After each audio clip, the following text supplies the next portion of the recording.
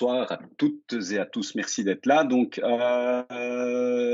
me présente. Donc, Christophe Laduron. Je fais partie de l'équipe de conception du master en jeux vidéo de la Haute École Albert Jacquard, équipe que je vais vous présenter dans un très bref instant. Et donc aujourd'hui, cette équipe sera composée de Monsieur François-Xavier Mélard, que vous voyez avec son casque, Bonjour tout le qui monde. est prof historique à la Haute École Albert Jacquard et qui est dans la section jeux vidéo depuis son lancement. Il sera là pour m'accompagner, il va vous présenter. C'est lui qui va faire la première partie de la présentation aujourd'hui, qui va surtout porter sur pourquoi est-ce qu'on a fait un master, quels sont les objectifs, ses finalités, sa philosophie, etc. On a aussi Monsieur Joachim Chapelle qui est là, qui est présent et qui lui représente la Salut. Haute École du Hainaut, la HEH, car comme vous le savez peut-être déjà, ce projet de master, on l'a monté à 3 hautes écoles, donc c'est la Haute École Albert Jacquard qui est à la manœuvre, mais nous sommes accompagnés, nous sommes soutenus dans notre démarche par la HEH et par la Haute École Condorcet, qui n'est pas représentée ce soir malheureusement, mais c'est en la personne de Gaël Gilson, que certains d'entre vous connaissent déjà sans doute, qui est très actif dans l'écosystème jeux vidéo en Wallonie. Donc, il s'excuse d'entrée de jeu. Lui aussi fait partie de l'équipe. Et le cinquième larron de la bande par rapport justement à la conception de ce master, c'est Monsieur Raphaël Ernalstein, que les Jacquariens connaissent certainement, le tech artiste dans toute sa splendeur, qui malheureusement aujourd'hui soir n'a pas pu être des nôtres. On sera accompagné aussi parce que, comme on l'a un petit peu annoncé tout à l'heure d'entrée de jeu, la présentation aujourd'hui, elle va aussi être ponctuée d'énormément d'informations académiques parce que c'est des questions que vous avez fréquemment posées, quelles sont les passerelles qui sont possibles, depuis quelles études, etc. Et donc on a Madame Joséphine Charlier de la cellule académique de la Haute École qui va nous accompagner aujourd'hui et Oui, bonjour. qui prendra la parole tout à l'heure, qui pourra aussi répondre à toutes vos questions de savoir je suis dans tel cas de figure, j'ai encore 2 orteils en B3, est-ce que je peux déjà m'inscrire? Si oui, sinon comment? Est-ce que je dois vendre un rein, faire une hypothèque sur ma maison, etc. Et elle vous expliquera tout ça dans les plus grands détails. Et on a aussi la chance d'avoir Madame Sacré, que vous avez certainement vu tout à l'heure, qui est la coordinatrice du Master en Transmédia et qui vient aussi nous épauler un petit peu dans la soirée de présentation parce que les deux, il y a des accointances, il y a des choses à faire ensemble. Voilà, voilà. Ce qu'on vous propose au niveau du planning, surtout, ça va être, donc on va faire une petite présentation, 3 grosses parties. Donc, FX va vous présenter le pourquoi, un petit peu l'historique du master et comment est-ce qu'on en est arrivé là. Donc, ceux qui nous ont déjà entendus, que ce soit à Mons ou à Liège, voilà, c'est vrai qu'il va y avoir un petit peu de redondance. Puis moi, je vais arriver avec plus l'aspect pédagogique, parce que c'est mon rôle là-bas, je suis psychopédagogue, donc voilà. Je vais plus arriver avec l'aspect pédagogique et justement toutes les questions des passerelles. Et puis c'est Joséphine qui prendra le relais avec toutes les modalités pratiques par rapport aux inscriptions, les demandes de VAE, etc. On va essayer de faire relativement court par rapport à cette présentation. On a une vingtaine de dias, mais comme ça permet de poser le cadre. Et puis si vous avez des questions, mettez-les dans le chat, notez-les. Et puis alors après, on aura bien évidemment tout un temps pour pouvoir y répondre par la suite. Donc, on va faire la présentation en one shot. Et puis alors, même si la question vous vient, mettez-la dans le fil de commentaires. Joachim, tu es responsable de recentraliser les questions, éventuellement de rassembler les questions qui se ressemblent. Ok. Et puis, on prendra le temps de répondre à tout ça en fin de séance, après la présentation. Est-ce que le programme convient à tout le monde? Yes. Yes, je vais Oui, juste Pas de couper choses à mon dire d'entrée de téléphone. jeu. ça m'a l'air Ouais, on sympa en coupe tout les cas. Ça va, couper les téléphones, couper les parties en ligne. Parce que j'étais en train de faire un petit Mortal Kombat d'ailleurs. Euh, bien, Pas alors compris. je vais vous partager les liens et Heu, FX, oui, je pourrais peut-être tu juste nous donnes demander le donc, tempo. de couper peut-être les caméras, de ceux qui n'ont pas besoin de parler. Donc moi, je couperai la mienne quand ce sera Christophe et cetera. Comme ça, la présentation est plus fluide, parce Ouais. que sinon Et, parfois c'est haché. et je m'occupe de désactiver tous les micros. OK, ça va.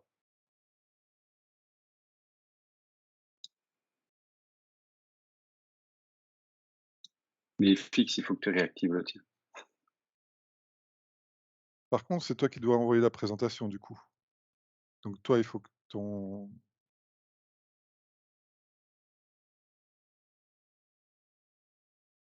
Voilà, impeccable. On peut directement aller aux 2 puisque ça, c'était un petit peu, l'introduction. Donc oui, c'est un master qu'on a mis sur pied, en collaboration donc avec, la Haute École en Hainaut et Condorcet. Pour la partie, master, on aura aussi, des partenaires, universitaires. D'accord? Alors, vous savez donc ça fait plus ou moins une vingtaine d'années que la formation ici à Albert Jacquard existe, hein. Heu, Au départ donc, et encore maintenant, la formation en jeux vidéo Albert Jacquard, c'est 2 ans, d'accord? C'est à partir de la deuxième qu'on peut, choisir l'option jeux vidéo. Depuis l'option a évolué et il y a eu 3 sous-options, mais disons qu'il y a toujours eu 2 ans, la deuxième et la troisième, pour, former donc les étudiants à, rentrer dans l'industrie. Évidemment, depuis 20 ans, l'industrie a beaucoup changé et un asset qui prenait 2 semaines à faire il y a peut-être, 20 ans, prend peut-être 2 mois à faire maintenant. Par contre, au niveau du contenu, on a toujours, continué à mettre la barre, très haute.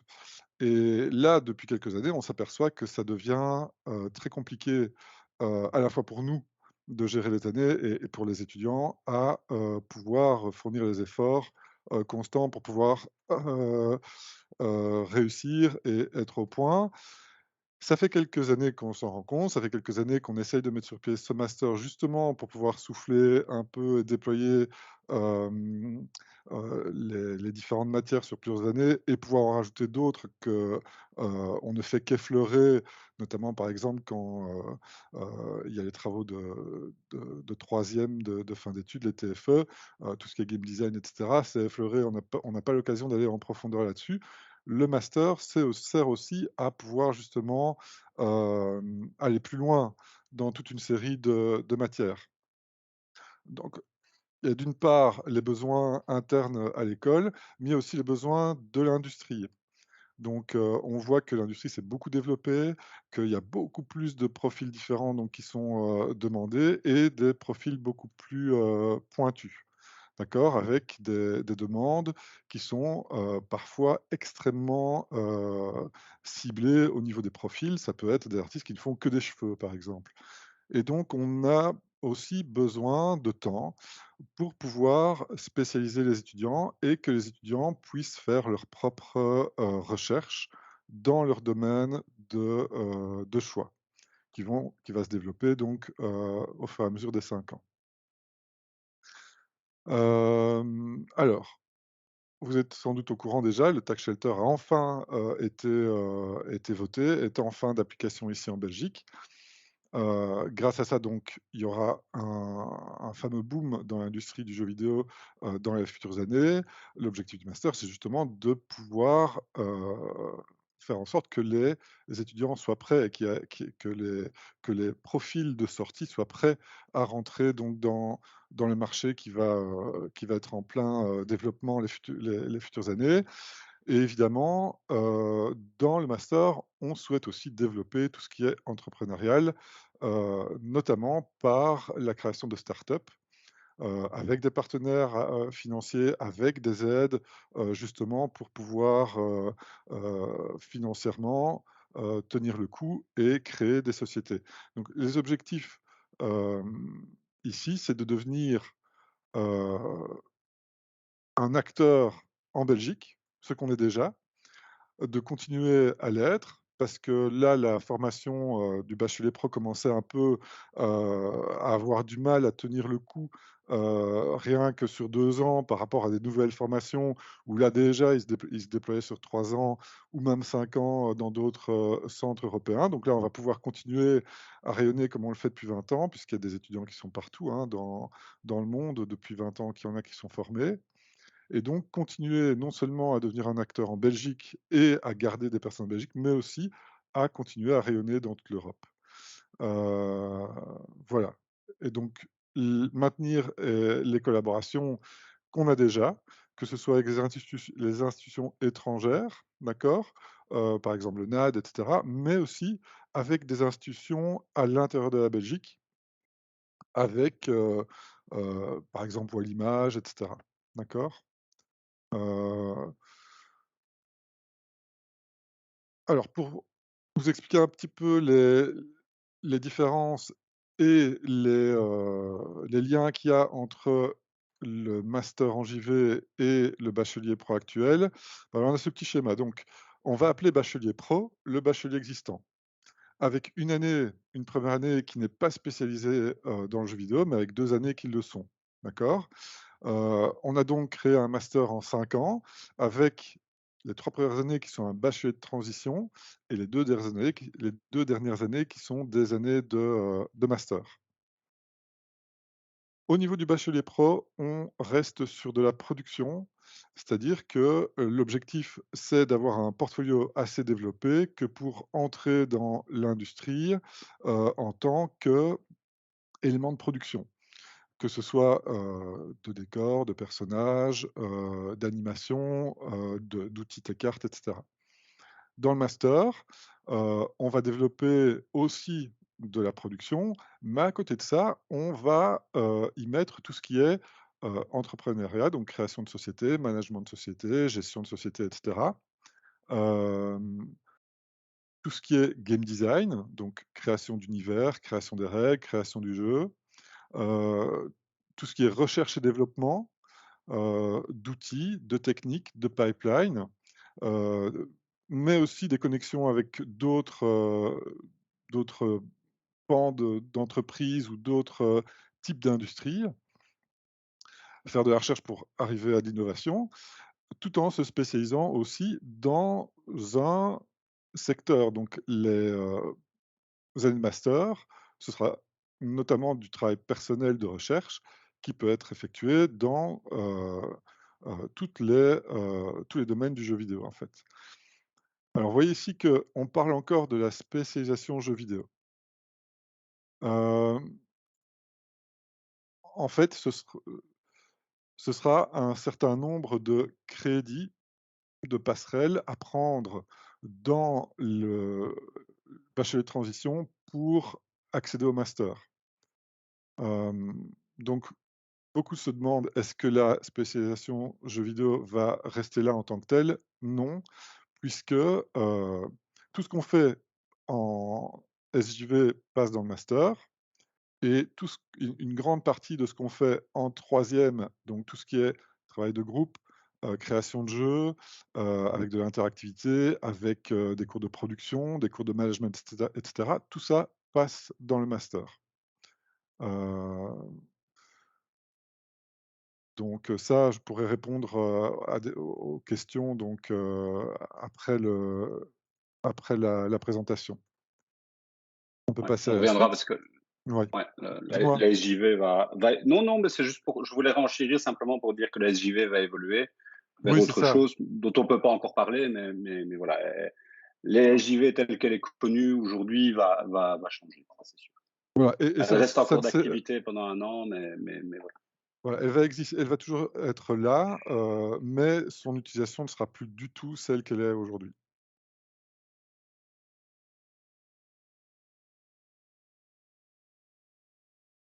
OK, donc comme je vous l'ai expliqué, les objectifs du bachelier pro, ce sera de créer d'avoir un portfolio assez développé pour, intégrer un studio.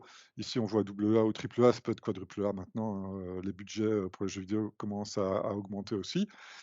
Ou alors, par exemple, avoir un un type de profil d'indépendant, comme, certains le sont là, Kevin par exemple, avec des missions, répondre à des missions plus ponctuelles, offrir un service d'outsourcing et cetera, comme, plusieurs le font déjà, à la sortie d'Albert Vaccar. Le bachelier, de transition et le master, donc le master en JV, comme vous le voyez, il y a des petits points qui retournent aussi vers, les profils de type, heu, portfolio pour entrer dans les studios ou indépendants, mais aussi, donc c'est-à-dire que ça permet ça aussi, mais aussi la création de studios, la création de start-up, hem, la spécialisation pointue dans un domaine, la recherche et développement, l'ouverture vers un doctorat et éventuellement aussi donc la consultance spécialisée pour les studios. Donc c'est-à-dire que, par exemple, à niveau égal, Quelqu'un qui sort du bachelier pro va avoir un portfolio qui est sans doute plus développé, que quelqu'un qui sort du bachelier de transition du master. Donc après 3 ans, les portfolios seront différents, plus développés dans le bachelier pro. Parce que le bachelier pro, c'est que du portfolio et que dans le bachelier de transition du master, bah, il y aura aussi du game design déjà, il y aura aussi de la gestion et cetera. Par contre, dans le master, si le choix, de l'étudiant est de faire de la recherche et développement et de se spécialiser dans un domaine de type portfolio, où c'est du Cara, où c'est de l'environnement, où c'est du props vraiment hyper, pointu, eh bien, ce sera possible aussi. D'accord? Mais avec un bagage différent évidemment, puisqu'il y a un bagage aussi un profil de lead, un profil de direction de directeur artistique, donc vraiment, de se poser beaucoup plus de questions sur ses pratiques. Et pouvoir analyser beaucoup plus les, heu, les tenants et aboutissants des différentes pratiques, que ce soit au niveau artistique ou au niveau, technique. Donc le master est définitivement orienté vers l'industrie, donc ça, c'est encore un petit rappel. On va voir donc, tout ce qui est production, tout ce qui est management, tout ce qui est gestion, financière, mais on va aussi aller jusqu'à les différents pipelines de production, le marketing et la commercialisation. Heu, Objectif donc avec tout ce qui est, réflexif sur ces pratiques, bah, de développer ses propres filières de travail aussi, heu, avec des liens vers l'industrie, grâce à des séminaires de personnes qui travaillent déjà dans l'industrie, comme c'est déjà le cas, hein, depuis 20 ans, mais on va continuer à le renforcer dans le master et des masterclass de pointe dans certains domaines.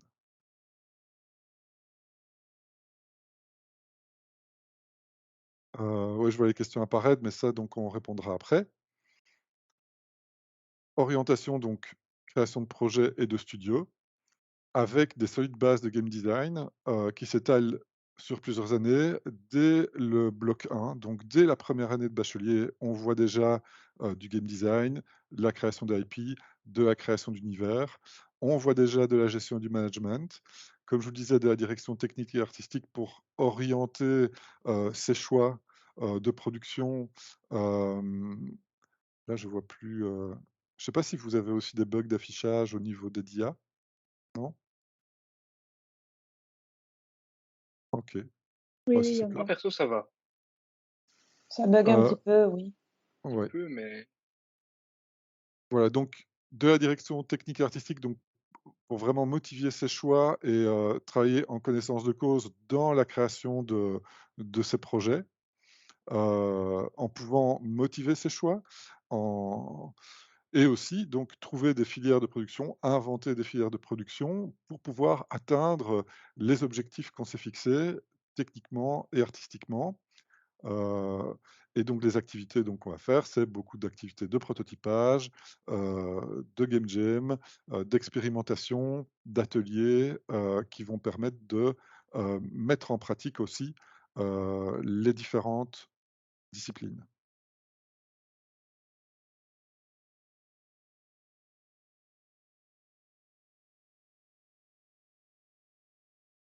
Alors, qui dit master donc dit recherche, OK. Hem, Au niveau de la recherche, donc l'objectif, c'est d'intégrer aussi, le jeu vidéo à d'autres industries, on va dire. Hem, S'orienter donc vers le transmédia et créer des ponts vers le master en transmédia qui existe. Évidemment, continuer à faire la veille technologique, au niveau des moteurs, des machines, des consoles et cetera. Ouvrir aussi ses recherches, à tout ce qui est nouvelle pédagogie, pédagogie vidéoludique, hem, les game studies, donc étudier le rôle finalement du jeu vidéo dans la société et ce qu'il peut avoir comme impact, au niveau social, au niveau des interactions et cetera. Et aussi l'ouverture vers le doctorat. Donc c'est-à-dire que grâce aux partenaires universitaires, après le master, il sera possible aussi, d'aller encore plus loin vers un doctorat, par exemple.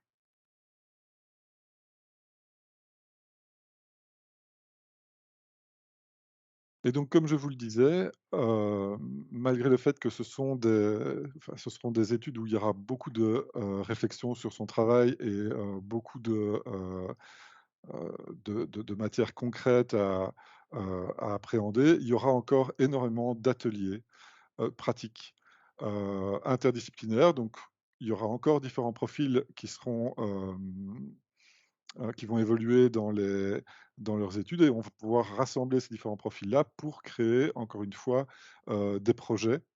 Donc beaucoup d'ateliers, de recherche et développement, de projets de labo, mais aussi, et comme dans le bachelor actuel, des stages, un mémoire, donc on n'appelle plus ça un travail de fin d'études, mais un mémoire, et donc des game jams pour, encore une fois, appliquer et que toutes les connaissances que vous allez, et toutes les compétences que vous avez développées puissent se concrétiser.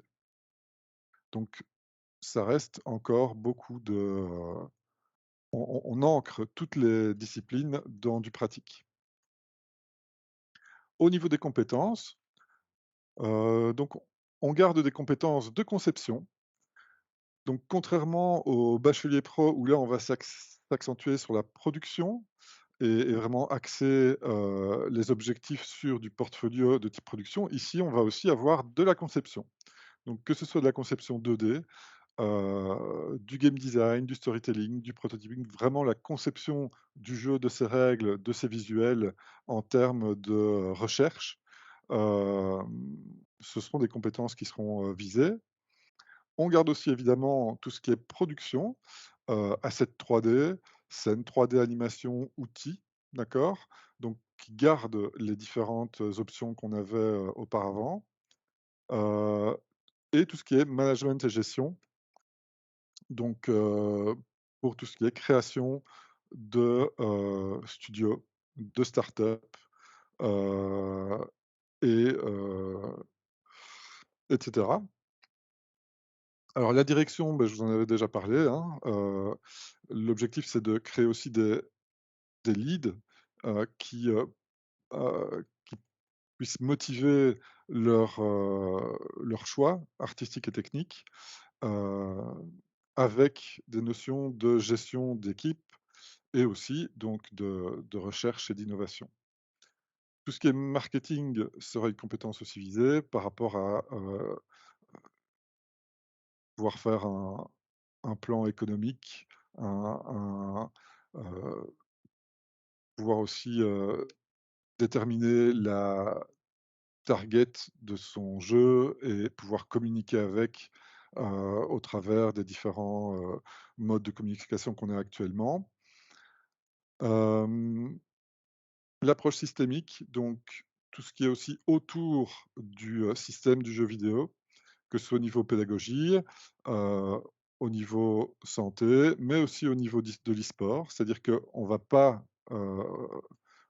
faire former des joueurs, mais tout ce qui est management d'événements de type e-sport, on a déjà des partenaires pour cette branche-là aussi.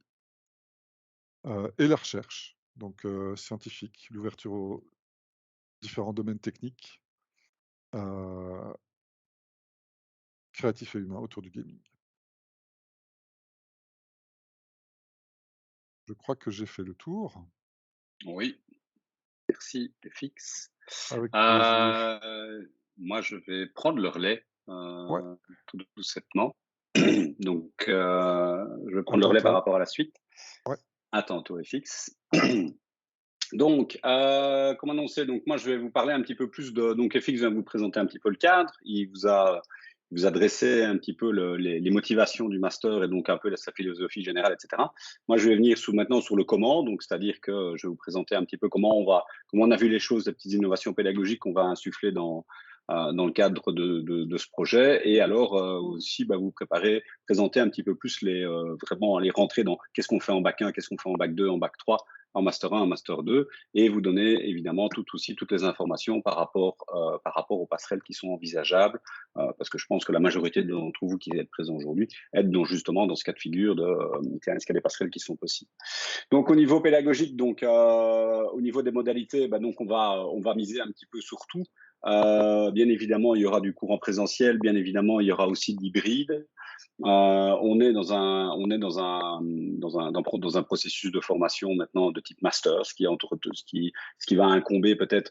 Vous allez voir que pour ceux qui ont déjà vécu des baccalauréats, il va y avoir moins d'heures de cours, plus d'heures de travaux, plus d'heures de recherche. Ça, FX vous en a déjà parlé.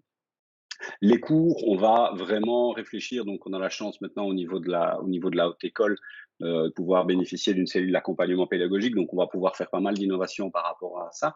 On va vraiment réfléchir pour que les cours soient des moments où il se passe quelque chose, où il y ait des ateliers et pas du bombardage théorique. Maintenant, voilà, on est tous passés au travers de la crise du Covid. On peut se rendre compte qu'il y a certains contenus qui ne nécessitent peut-être plus de venir en présentiel et que justement, la plus-value du présentiel, c'est de pouvoir réfléchir ensemble, travailler ensemble, mettre les mains dans le cambouis. Et donc, c'est un petit peu cette manière-là de travailler. C'est avec cette manière-là de travailler qu'on va attaquer les choses. Aussi par isomorphisme. Alors, l'isomorphisme, qu'est-ce que c'est? C'est d'abord vous faire vivre, vous, en tant qu'étudiant, des expériences pour ensuite pouvoir les remettre en place dans le cadre professionnel. Et donc, la gamification, par exemple, c'est quelque chose qui peut aussi s'apprendre par le vécu. Donc, on va aussi gamifier la formation, on va gamifier certains cours pour que vous puissiez vivre une gamification, déjà que vous soyez les premiers sujets de gamification pour que vous ayez plus de facilité par la suite pour pouvoir vous-même gamifier des contenus ou en tout cas gamifier des concepts.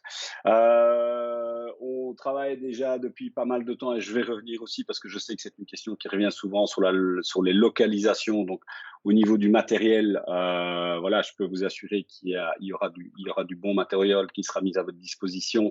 On aura des flottes de PC portables de type gaming, donc c'est quand même pas des petits PC portables qui seront mis à disposition pour que vous puissiez travailler lors des ateliers pratiques directement dessus. Il y aura un laboratoire de réalité virtuelle qui va être mis en place. Enfin non, que dis-je, réalité étendue, donc dans lequel vous allez pouvoir travailler de la VR, vous allez pouvoir aussi travailler de l'AR. On a un partenariat, je reviendrai tout à l'heure, avec Sony, et donc normalement, on devrait dès la rentrée pouvoir disposer de nos kits de développement Sony PS5. Vous aurez des tablettes graphiques, etc. Donc ça, au niveau matériel, on y veille. Peut-être que, alors, cette année-ci, ce seront les premiers. Donc, dans les 2-3 premiers mois, il y aura peut-être 2-3 plâtres qui ne seront pas encore tout à fait séchés au mur. Mais donc voilà. Donc, surtout que pour l'instant, il y a un énorme engouement par rapport au master. Donc voilà. Donc, on cherche les solutions les plus adéquates pour pouvoir caser tout le monde. Notre approche reste, je pense, ce qui a fait la force de la haute école, restera bien évidemment interdisciplinaire. On continuera, mais ça, François-Xavier voulait en parler, tant orienté sur les aspects Game-Art et Carcanim, avec un gros apport en termes de game design et bien évidemment en tout ce qui est entrepreneuriat. Donc voilà. Donc, on va vraiment faire en sorte que la manière avec laquelle vous allez apprendre innovante, de manière à pouvoir rentabiliser au mieux le temps passé en présentiel. Si je continue par rapport au lieu, la grande question, parce qu'on a dit Namur, Tamines, Charleroi, etc. Donc maintenant, concrètement, qu'est-ce qui va se passer? Ce dont nous sommes sûrs aujourd'hui, le cœur du master, le cœur du master en jeux vidéo, ça sera Tamines. Donc c'est à la Haute École Albert Jacquard, département économique. Tapez HEAJ Tamines, vous allez vite tomber dessus, vous saurez vite où ça se trouve. C'est là que le master sera basé. Beaucoup d'engouement, beaucoup d'étudiants. Malheureusement, on ne saura pas caser tout le monde. Pour aussi nous rapprocher, parce qu'il y a un but stratégique par rapport à ça, vous savez que l'écosystème du Hainaut est aussi en pleine expansion. Et comme nous l'avons dit tout à l'heure, nous avons des partenaires réuniers aussi qui sont dans la bande, donc la HEH et Condorcet. Il y aura certainement aussi des heures de cours qui seront données sur Charleroi. Alors, pour l'instant, je ne vais pas trop en parler par rapport au niveau des lieux, mais sachez qu'on fait tout ce qui est en œuvre pour que ce soit à très grande proximité des transports en commun. Et apparemment, on est bien parti pour que ça soit le cas. Simplement, juste insister, ben voilà, à Charleroi-Tamines, en train, c'est 10 minutes, donc c'est encore relativement accessible. Et la haute école est relativement proche de la gare de Tamines. Au niveau de la rentrée, ben donc ça c'est entre le 13 et le 15 septembre, je suppose que vous en doutiez. Maintenant, le jour de la rentrée n'est pas clairement défini, ça sera peut-être pas nécessairement le jour J, on verra un petit peu.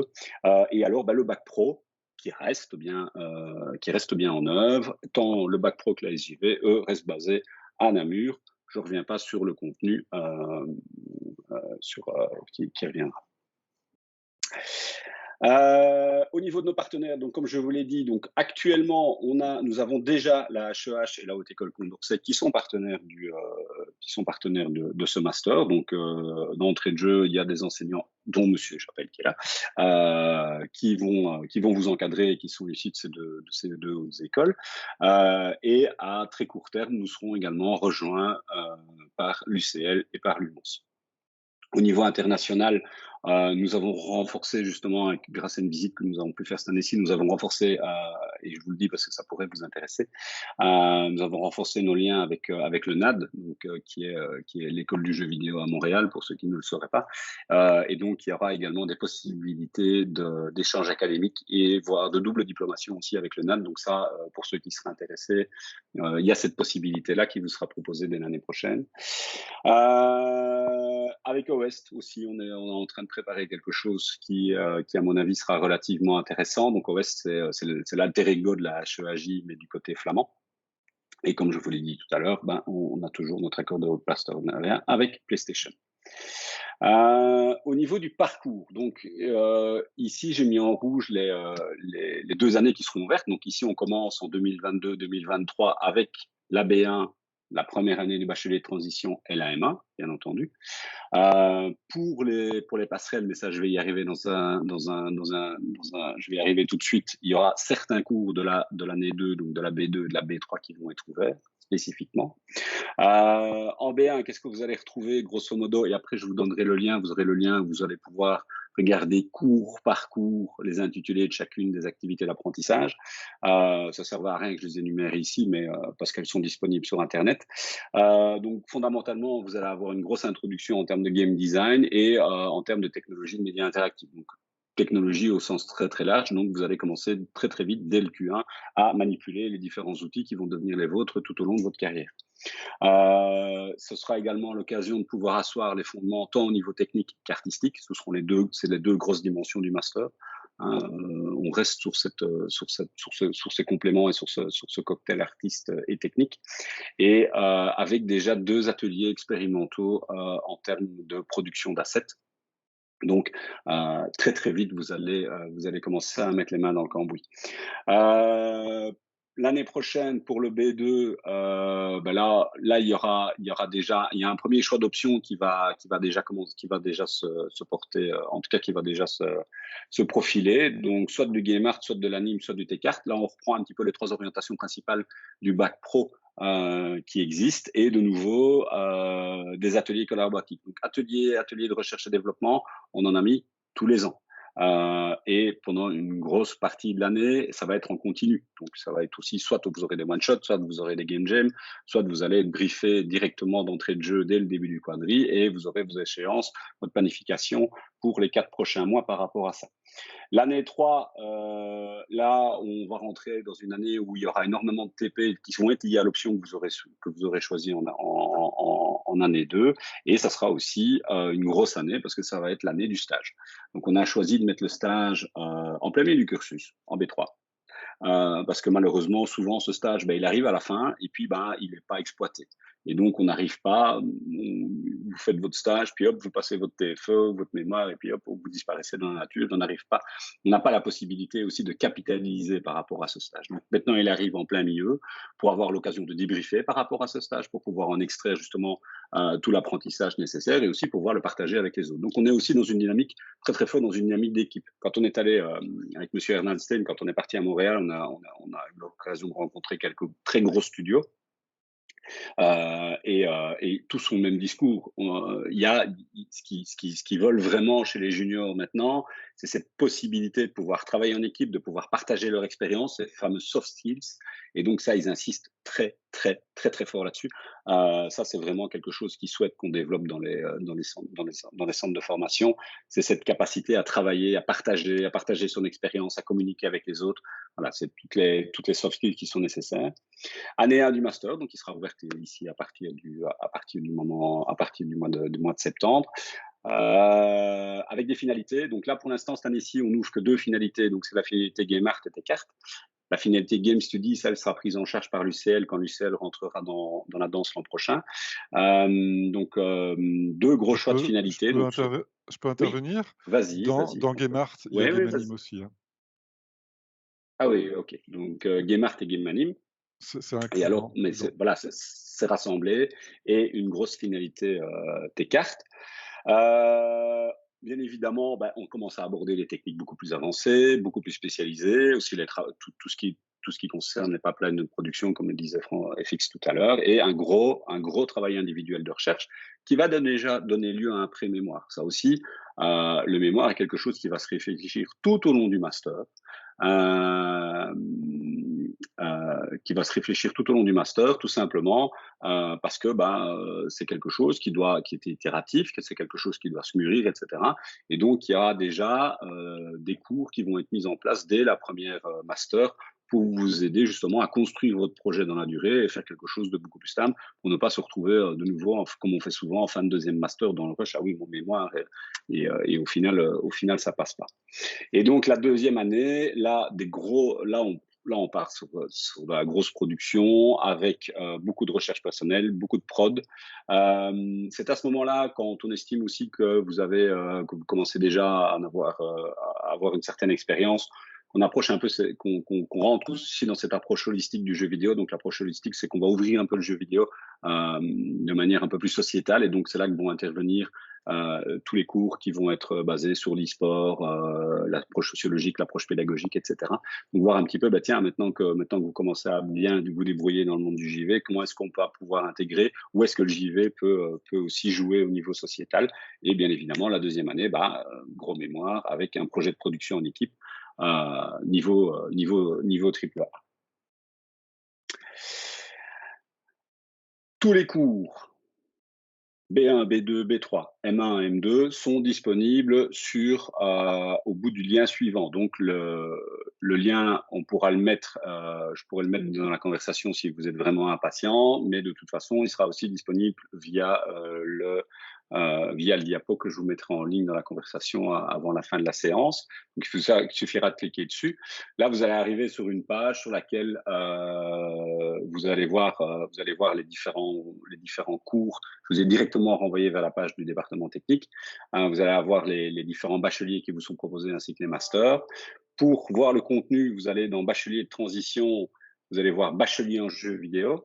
Okay, donc là, c'est bien, quand on dit bachelier en jeux vidéo, c'est bien le bachelier de transition du master. Le bac pro, là, il faudra aller dans le bachelier infographique. Et pour le master 1, là, vous voir master en jeux vidéo, là, vous allez voir que vous allez arriver sur une seule page. Il y a les cours des 2 années, donc master 1, master 2. Si vous voulez voir l'intitulé de tous les cours du master 1, il faut regarder, il y a une petite colonne avec des B4 et des B5. B4, c'est master 1, B5, c'est le master 2. Alors, grosse question, enfin ça, sans doute que vous, ici, ça a déjà été évoqué. On a fait le choix délibéré d'utiliser l'anglais dans la plupart de nos intitulés de cours, tout simplement parce que c'est la terminologie qui est utilisée au niveau industriel, c'est la terminologie du jeu vidéo. C'est pas parce que vous voyez un intitulé en anglais que le cours se donne en anglais, parce que sinon, vous allez voir que 85% des cours pourrait se donner en anglais. Non, c'est pas du tout le cas. Il n'est pas exclu que certains cours se donnent en anglais. Pour l'instant, c'est pas prévu. C'est à l'étude. Donc voilà, parce que l'anglais, il y a des cours d'anglais, bien entendu, qui vont être donnés par un professionnel du jeu vidéo. Donc c'est un cours d'anglais sur le jeu vidéo. Quand même, quand on vous parlait de congruence par rapport au contenu, donc vous n'allez pas vous taper une méthode assimile, je vous rassure. Mais donc, pour l'instant, les cours seront majoritairement donnés en français, même si leur intitulé est en anglais. Alors, au niveau des passerelles, c'est là que tout le monde se réveille. qui a droit de passer directement dans le master? Ceux qui sortent du bachelier de transition. Donc, ceux qui vont rentrer de plein droit dans le master, ça sera dans 3 ans. Bien évidemment, il y a moyen de pouvoir avoir accès au master sans repasser par les 3 années précédentes. Et ça va être en fonction de votre profil. Donc ici, nous avons rentré le dossier, nous avons dû lister tout l'ensemble des profils qui pouvaient bénéficier de circonstances exceptionnelles et de crédits passerelles. Et donc, vous voyez que ça, c'est la première. Après, je vous montrerai la suite. En fonction de la spécification et de votre bac et de votre diplôme de base, vous allez devoir récupérer un certain nombre de crédits. Entre 0 et 15 crédits si vous venez du bachelier de spécialisation en développement de jeux vidéo. Donc, fondamentalement, de la SJV. Si vous sortez de la SJV, vous avez de 0 à 15 crédits. Je vais vous expliquer, je vais vous dire dans 2 minutes combien de crédits exactement. Si vous êtes titulaire d'un des masters qui est affiché à l'écran, vous avez entre 15 à 30 crédits à récupérer. Alors, quels vont être mes crédits? C'est au cas par cas, tout simplement, parce qu'on n'a pas voulu programmer des crédits qui sont valables pour tous les masters. À partir du moment où il y a une demande qui est introduite en disant, ben voilà, je suis titulaire d'un master en architecture.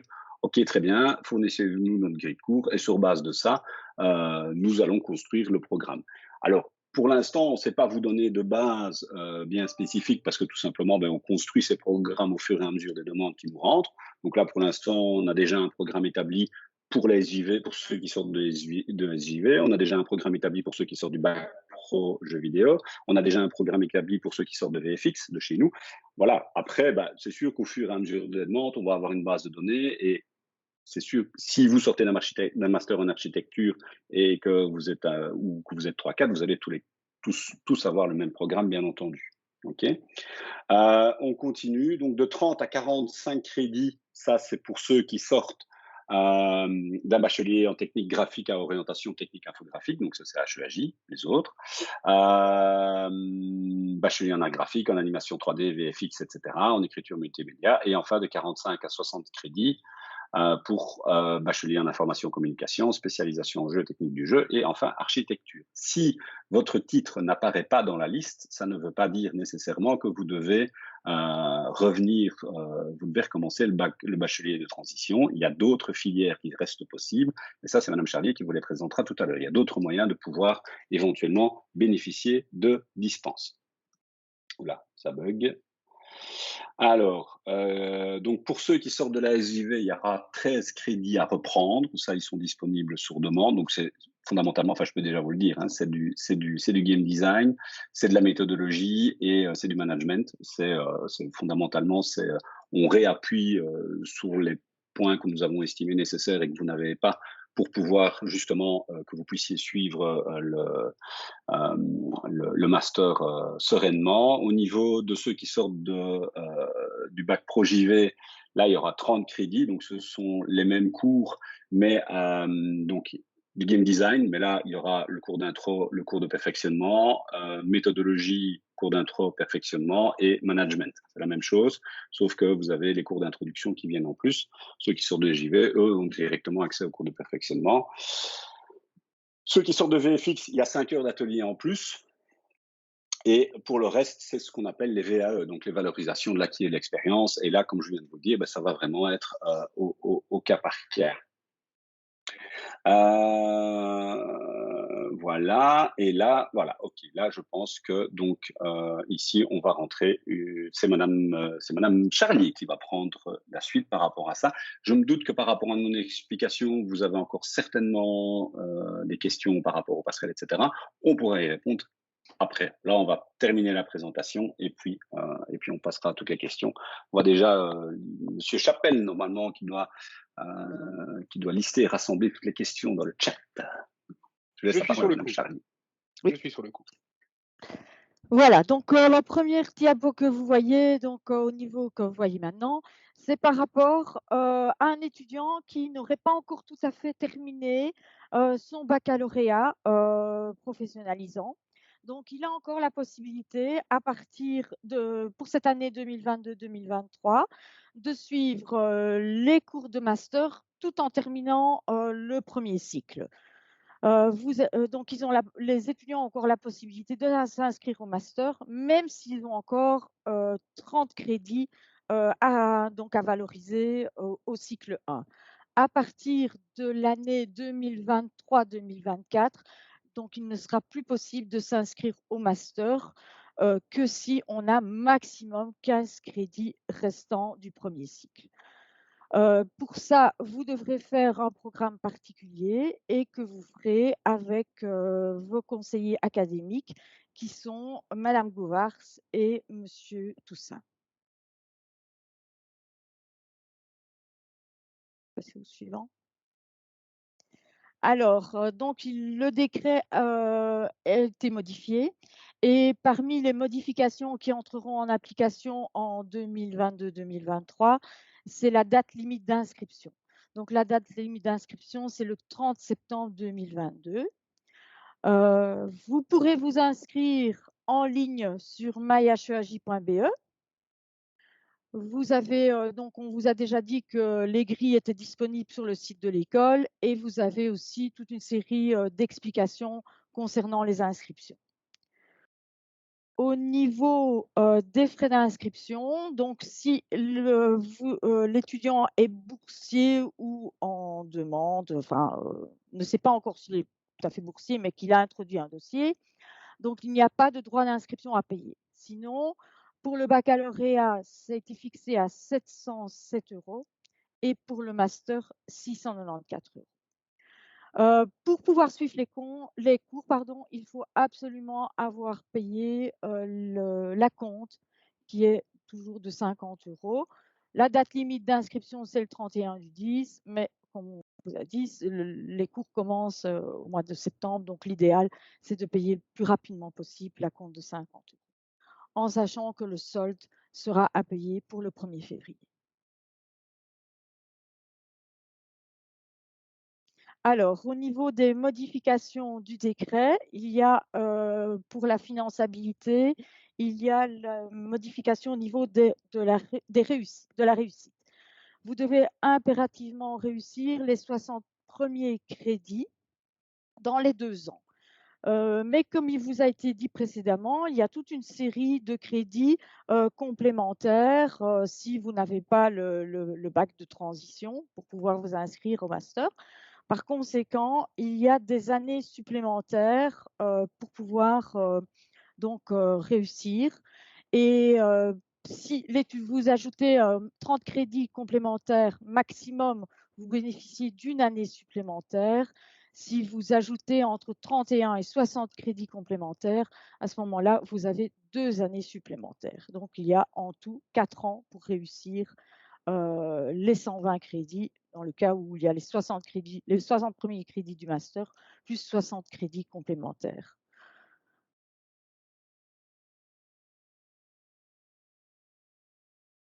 Alors, au niveau des personnes de contact, vous avez Caroline Lorsignol qui est avec nous aujourd'hui. Vous avez qui assurera le secrétariat étudiant ainsi que toutes les CAVP. Et les 2 conseillers académiques sont Madame Gouvars et Monsieur Toussaint.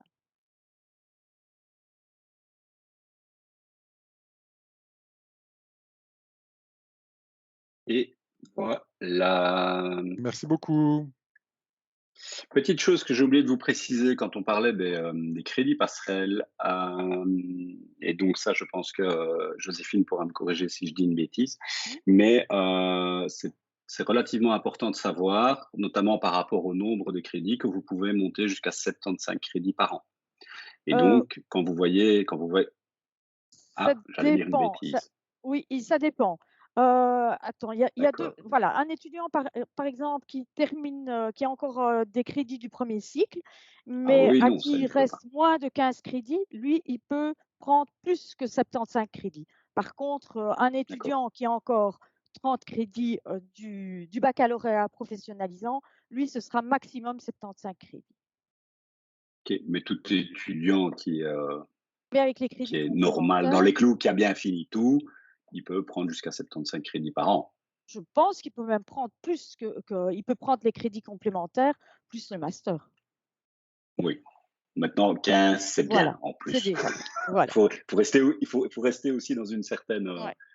C'est vrai que la loi permet des choses. Maintenant, Oui. je pense qu'il faut aussi rester dans une certaine Mais- mesure par rapport à ce qu'on se met sur le dos. Mais De toute façon, tous les programmes seront faits par les conseillers académiques, hein. Tout étudiant doit prendre contact avec le conseiller académique qui va l'aider à faire son programme. voilà. De toute façon. Mais donc, c'est pour vous dire que théoriquement, si tout va bien, si vous avez jusqu'à 30 crédits à récupérer en termes de passerelles, vous savez les étaler sur vos 2 ans et vous ne devez pas refaire une année en plus pour récupérer justement ces crédits passerelles. Donc, vous pouvez aussi étaler ça sur vos 2 ans du moment que vous les avez terminés à la fin de votre cycle. Donc, ça, c'est quand même important à savoir en termes de calcul financier par rapport à tout ça. Alors, je vais arrêter la présentation. Voilà. Tu peux garder les questions-réponses dans la présentation. S'il te plaît. On peut garder les questions-réponses dans la présentation. Non? Ou on fait une autre. Bah là, on nous voit, c'est quand même peut-être plus sympathique. Ok. Non? Ouais. Monsieur Chapelle. Yep. Qui était Alors, pour vos notre gardien de la questions-réponses. questionnette. Oui, c'est Notre exact. Chapelle. Alors, pour la question-réponse, je vais du coup lire les différentes questions qui sont dans le chat, comme si c'était moi qui vous les posiez. Et donc, que ce soit Monsieur Laduron, Monsieur Mellard ou Madame Charlier ou bien moi-même, on va tenter d'y répondre avec le plus de précision possible. Alors, en première question, on a Julie qui nous dit qu'elle a fait le bachelier 3D animation et qu'elle souhaitait se reconvertir dans le jeu vidéo.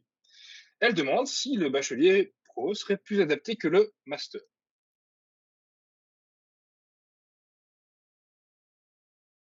FX, moi. Mais Comme tout vous voulez. dépend en fait des objectifs. Si l'objectif c'est de faire du portfolio directement et de bosser directement sur des assets et pas forcément sur la création de jeux, etc., pourquoi pas?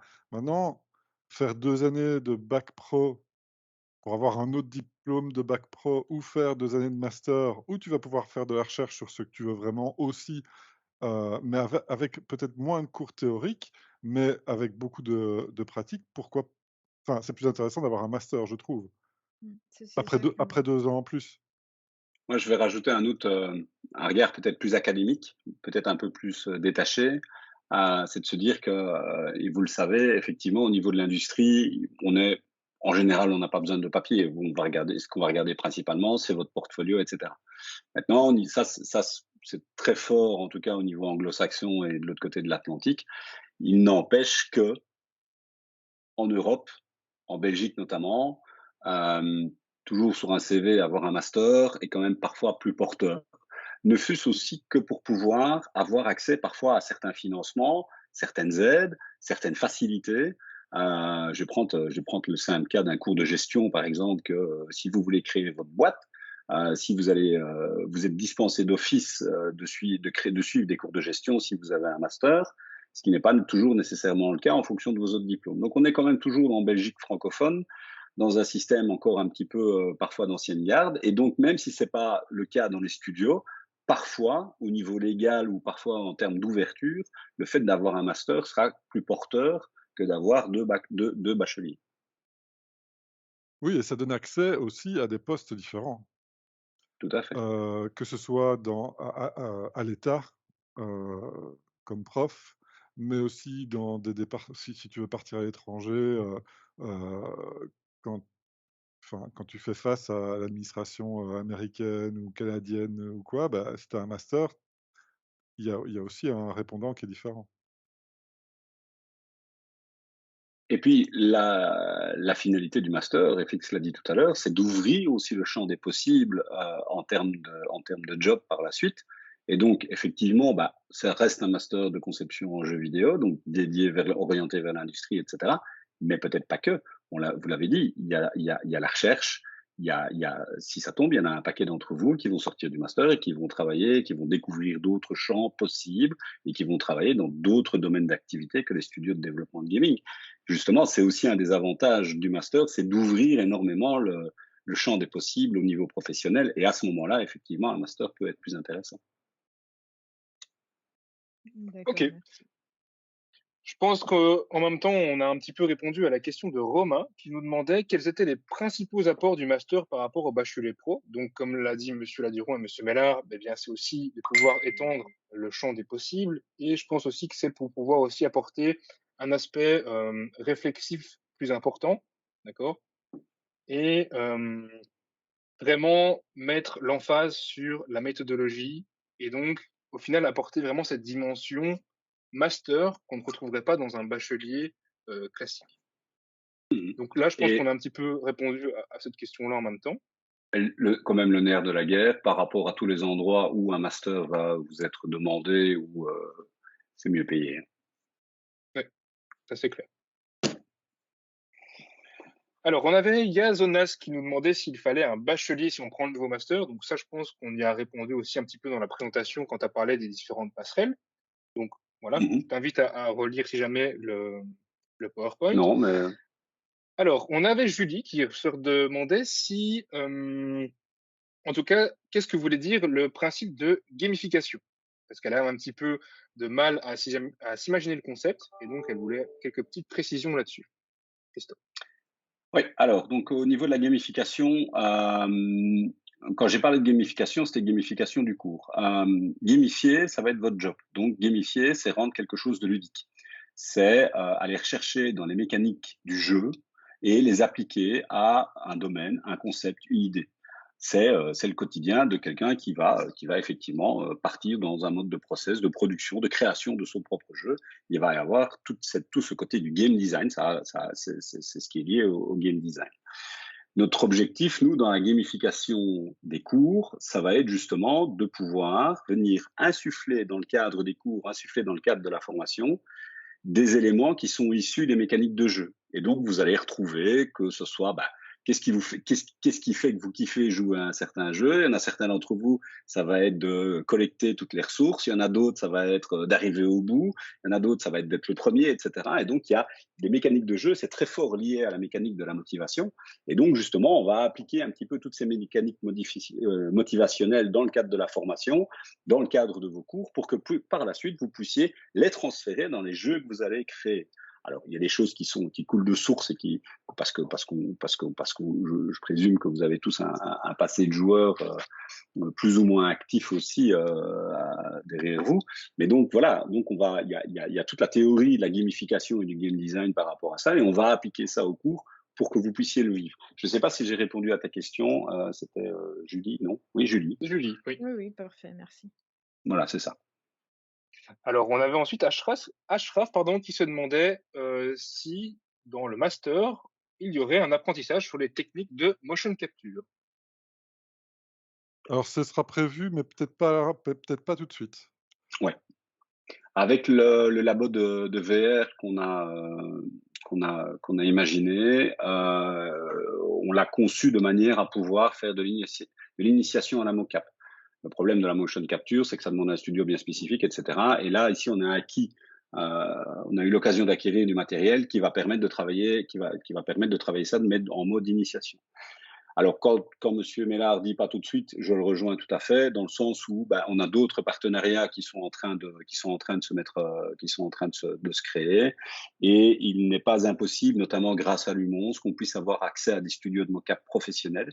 Il faut savoir qu'il y en a un dispo à l'UMONS, mais aussi à d'autres endroits. Hein. Maintenant, les studios de motion capture commencent à se multiplier un petit peu partout en Wallonie, et donc on travaille d'arrache-pied aussi pour pouvoir vous proposer à moyen terme des workshops spécifiques dédiés à la mocap. Ok. Alors, on a Laurie qui se demande aussi si les Game Studies ne seront pas dispo du coup l'année prochaine et si elle devrait bien du coup attendre 1 an si elle souhaitait participer au master dans cette spécialisation. Du coup, je suppose que oui. Oui, c'est ça. Oui, malheureusement, comme je l'ai dit tout à l'heure, les games, donc la finalité Game Studies ne sera pas proposée en 2022-2023, mais bien en 23-24. Donc oui, Ok. Désolé. Alors, on a une nouvelle question de Julie qui se demande un petit peu quelle est la distinction de ce qu'on met comme contenu de cours dans GameArts et dans TechArts. Alors, j'ai mis le lien des programmes de cours dans la conversation, donc tu peux déjà aussi aller un petit peu vérifier par toi-même. Je ne sais pas si vous voulez toucher un petit mot, que ce soit FX ou Christophe, au niveau de la diversité. FX peut Oui, un game art, c'est tout ce qui est production des ressources, hein. Création des visuels, que ce soit des personnages, que ce soit des décors, des véhicules, etc. Modélisation, UV, texture, intégration, shader, tout ce que tu veux. Et tes cartes, en fait, ce sont plutôt tous les métiers liés aux outils, au scripting, à l'initiation à la programmation, etc. Avec des effets spéciaux, travailler sur la création de shaders, l'intégration, les bases de l'interactivité, créer des outils pour faciliter la production des ressources, etc. Ok, Ça, c'est Créer des justement plugins, créer des plugins pour le moteur. voilà, c'est ça. Ça, c'est un des gros dadas de Monsieur Ernalstein, c'est justement ce qu'il appelle le tooling, donc c'est-à-dire c'est de pouvoir, par rapport aux besoins du studio, quelles sont les demandes, on va créer, ok, très bien, on n'a pas d'outil qui existe, c'est pas grave, on va le faire. Et donc, on crée l'outil dont on a besoin pour pouvoir réaliser ce qu'on a envie de faire. ok, parfait. Alors ensuite, on a Laszlo qui se demande s'il est conseillé de faire la SJV avant de faire le master en sortant du bac pro ou bien si c'est simplement un plus. Donc, en fait, la SJV, ceux qui sortent de la SJV, ce seront les derniers cette année, en fait. Ou enfin, l'année prochaine, ce seront les derniers. Après, la SJV ne servira plus à ça. Donc, il ne faut plus compter sur la SJV. C'est plus nécessaire de le faire avant de faire le master, puisque quand on parle de crédit passerelle, ce sera pendant que vous êtes dans le master que vous allez réaliser des crédits passerelles. Donc, vous serez déjà dans le master, à suivre les cours du master, et en même temps, vous allez prendre peut-être 15 crédits par an pour ne pas que ce soit trop gonflé non plus, et prendre des cours de B1, B2 qui serviront donc de complément à votre formation. La SJV ne rentrera plus du tout en ligne de compte, et la SJV va être complètement recyclée pour autre chose à terme. J'espère que j'ai répondu, Laszlo. Mais du coup, est-ce que c'est possible de prendre ces crédits supplémentaires pendant une année de SJV l'année prochaine, vu que c'est encore la SJV l'année prochaine, au lieu de les prendre dans le master? Je trouve ça inutile et une perte de temps. Si tu sais d'office que tu vas faire le master, commence direct le master. Tu vas perdre 1 an en faisant la SJV. Parce que les contenus, à un moment donné, vont revenir. Donc, si tu es sûr de faire le master, engage-toi dans le master. Et c'est un peu le discours qu'on voulait avoir aussi. Et c'était un peu la philosophie, c'est de se dire, en plus, même si tu n'es pas sûr de te dire, oui, évidemment, je vais déjà beau revoir 1 an et tout, les compétences, tu vas les acquérir dans le cadre du master. Tes crédits que tu vas travailler dans le cadre du master, ils vont rester aussi valables pendant 5 ans. Donc, ça te permet aussi de te dire, je vais aller travailler un petit peu ou je vais étaler mes études. Donc voilà. Donc, ou je vais peut-être faire une pause, puis je reviendrai et je réactiverai. Donc voilà. Donc, Mais ça, c'est des avis personnels. Maintenant, voilà. techniquement, il faut voir si Joséphine peut déjà répondre. Est-ce que quelqu'un qui s'est inscrit à la SJV peut éventuellement déjà prendre faire des passerelles du master? Je ne pense pas. Ok. Donc, ça répond à la question. Ok. À creuser, en tout cas. Ok, merci. Alors, Pas de souci. justement, puisqu'on est en train de parler des crédits passerelles, on a Cyprien qui se demande si en sortant de VFX de chez vous, avec 35 crédits passerelles à refaire, eh bien, est-ce qu'ils peuvent le faire en 2 ans ou bien ce sera une année passerelle supplémentaire? Et il se demande aussi combien coûte une année passerelle. Mais l'année passerelle en elle-même ne se paye pas. Donc, il y a la première année du master, donc on a donné les montants. Dans cette année-là, il y aura les crédits complémentaires, plus des UE du master. Ça pourrait être 60 plus 35, 95, mais comme disait Christophe, c'est peut-être pas l'idéal de prendre trop, en sachant que les 60 premiers crédits plus les 35 crédits complémentaires devront être réussis sur, donc on a dit 2 ans plus une année supplémentaire pour rester finançable. Donc on ne peut pas l'étaler sur les 2 années de master. Les 35 crédits devront être réussis en même temps que les 60 premiers crédits du master. Je ne sais pas si c'est Non, clair. c'est pas ça que j'ai compris, moi. Ah Ça si, me- attends, on va reprendre le... Je reprends. Donc voilà. Il y a 2 ans en plus Donc si il a... il y a c'est- 2 années supplémentaires Oui, pour réussir, mais ouais, c'est à la ça. fois les 60 premiers crédits plus les crédits complémentaires. Ouais, c'est ça. Ça fait 3 ans. Ça fait 3 ans, oui. Ça fait 3 ans pour réussir. Si l'étudiant n'a pas réussi les 60 premiers crédits du master plus les 35 crédits, imaginons qu'il y a une UE qui n'est pas réussie, il n'est plus finançable pour entamer le master 2. Donc, ça veut dire que tu devrais réussir ta première année de master plus tes 35 crédits passerelles les 3 premières années, en Sur 3 le ans. maximum 3 ans. Oui, c'est ça. Ah, oui, oui, oui. C'est déjà pas mal. Oui, Enfin, oui, oui, c'est ça, Ouais, l'étalement, c'est mais bien. l'étalement reste Ah. possible. Oui, là, on a, sur le coup, j'ai cru qu'il fallait réussir les 95 crédits en un an. non, du tout, J'ai du tout, du tout. j'ai eu peur. Non, puisque les 60 premiers crédits du master sont sur 2 ans, mais le fait C'est qu'on ça. remet des UE complémentaires à l'étudiant, ben, on lui rajoute une année, voire 2, si il a entre 31 et 60 crédits complémentaires. Ok. Et Ok. du coup, Ah, oui, du coup. oui. Donc du coup, on peut pas passer en master 2 tant qu'on n'a pas fait nos 35 crédits Ah, il de... faut les réussir, oui, il y a Ok. un certain nombre d'années pour les réussir, oui. Non, mais tu peux avoir des crédits du Master 2 alors que tu n'as pas encore fini Prévu. tes crédits supplémentaires, pour autant que tu les fasses En 3 dans ans. les 3 ans. Dans les 3 ans, pour rester Ok, ça va. finançable. C'est une question de finançabilité, hein, Les 35 crédits en plus doivent être réussis dans les 3 ans. dans les 3 Ok, ans. ça va. Merci. Plus les 60 de la première. Plus les 60 de la première. Tu as 3 ans. Mais après, tu peux mixer, quoi. Ça veut dire que si au bout d'un an, tu as fini les 60 crédits de base et les 35 crédits ou les 15 crédits complémentaires, tu peux déjà prendre des crédits de M2 et continuer tes crédits complémentaires. Ok, ça va. Merci. Ok, alors, question suivante. On a Peter qui se demande s'il y a déjà une grille horaire qui est disponible pour l'année de transition et à partir de quand cette année de transition est disponible. Alors, je pense que pour la grille horaire, ça va être compliqué tout de suite. En tout cas, Il je n'y ne a pas pense pas que ce soit... y a pas d'année de transition en fait. Non. C'est Mais ça oui, c'est ça c'est qu'il faut ça. bien C'est ce que comprendre, j'allais c'est que répondre ensuite, mais voilà, c'est que tout ça est déjà mêlé à intégré avec ta master. est intégré au master. Donc la grille du master correspond déjà. Bon, pas tout à fait parce qu'il y a quelques crédits de B2 et de B3 qui doivent être organisés. Et donc on ne peut pas encore. Enfin, je crois que la grille n'est pas encore. Si, la B2 et la B3. Les Oui, grilles oui, B2 et les B3 grilles Si, sont- les sont, grilles sont là. Oui, les Donc grilles ça sont veut déjà là. en ligne. Hein. Ouais. Et ça veut dire que là maintenant, vos grilles, ce seront des grilles quasiment individuelles, en fonction de votre parcours.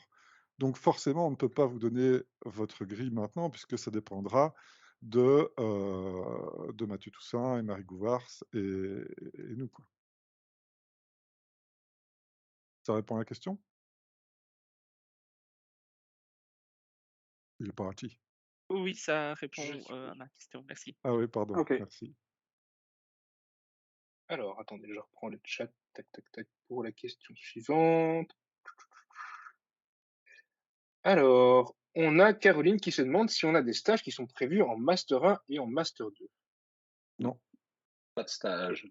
Pas en tant que tel, en tout cas. Il y aura des activités pratiques, des ateliers, des workshops, des game jams, etc. Mais pas de stage à proprement parler. Le stage, c'est en B3. Ou des échanges avec le NAD, hein, mais pas Oui, de oui, stage. ou des échanges. Mais alors là, de nouveau, c'est de l'individualisation. C'est vous Ouais. vous avez un projet individuel et puis on voit comment intégrer ça dans votre formation. Mais il n'y a pas de stage dans l'industrie classico-classique tel que prévu. Dans le master, en tout cas. Par contre, Ok. on aura des liens avec les partenaires de l'industrie comme Wallimage, etc. Et donc, il y aura un lien avec le monde professionnel, mais pas de stage. Ouais. Elle se demande aussi si le mémoire sera uniquement un travail de groupe, ou je suppose si ça peut être un travail qui est individuel. Alors le mémoire, c'est un travail de groupe, mais qui intègre le travail individuel. C'est-à-dire que le pré-mémoire, qui est réalisé en fin de M1, c'est par exemple ton travail sur ta spécialisation. Et ta spécialisation va faire partie d'un travail de groupe. Donc il n'est plus question, comme en bachelier pro pour le moment, que tu te dises après ta deuxième, moi je veux faire du Cara, et puis que dans ton groupe, tu fasses des arbres. D'accord? Là, le but, c'est vraiment d'avoir un cheminement de recherche personnelle au travers d'un pré-mémoire et puis de l'appliquer dans un mémoire de travail de groupe. Ça demandera beaucoup de gestion, ça demandera euh, d'être souple, mais en tout cas, nous, au niveau de l'équipe, mais voilà, l'objectif, c'est de pouvoir mener son projet à bien à l'intérieur d'un travail de groupe. Christophe? Parfait, rien à rajouter. Ma question, c'était surtout, parce que moi, quand j'entends mémoire, j'entends un paplard de 1999 pages séparées en 6 tomes. Enfin, voilà, Non, j'entends c'est pas pas de ça. travail de groupe. Du coup, c'était ça ma question. Est-ce que c'est vraiment juste un travail de groupe comme l'a été notre TFE en fin de bachelier, ou s'il y a en plus de ça un écrit en fait à rédiger conséquent et personnel. Oui, oui, il y aura de la recherche. Oui, il y Il y aura, a- il y aura, ouais. Ok, la recherche personnelle devra faire l'objet d'un travail à nous rendre, oui, ok, et d'accord. qui devra être mis. Alors, je te rassure tout de suite, on ne va pas demander 1999 pages ni 6 Non, tomes, hein, non, parce qu'on les lira pas. parce qu'on les lira pas. Donc. Mais maintenant, si c'est bien écrit, qu'il y a des images, peut-être. Hein. Ouais, peut-être, ouais. Beaucoup Peut-être. d'images. Non, alors. mais je pense qu'il faut pas non plus fantasmer aussi par rapport à un mémoire de master. Ça reste quelque chose de tout à fait atteignable. Mais ici, le mémoire sera la présentation de votre rapport personnel, de votre réflexion personnelle, justement dans ce travail de groupe. D'accord, ok. Ce que vous faites, Avec, enfin, ce que vous faites déjà. oui, avec toute la dimension réflexive, etc. Ouais, on Et appelle je ça soft skills. reviens par rapport à ces fameux soft skills, c'est comment vous êtes intégré dans le groupe, les difficultés, qu'est-ce que vous avez mis en place pour les relever, etc. Il y a toute la démarche réflexive par rapport à votre construction et votre identité professionnelle. Monsieur Chapelle, Ouais, ce suivant. alors Caroline, je me permets de continuer à parler pour toi. Hein. Donc tu te demandais aussi si, au niveau des crédits complémentaires, si on en avait à faire, est-ce que l'inscription se ferait de la même manière sur MyHEAJ?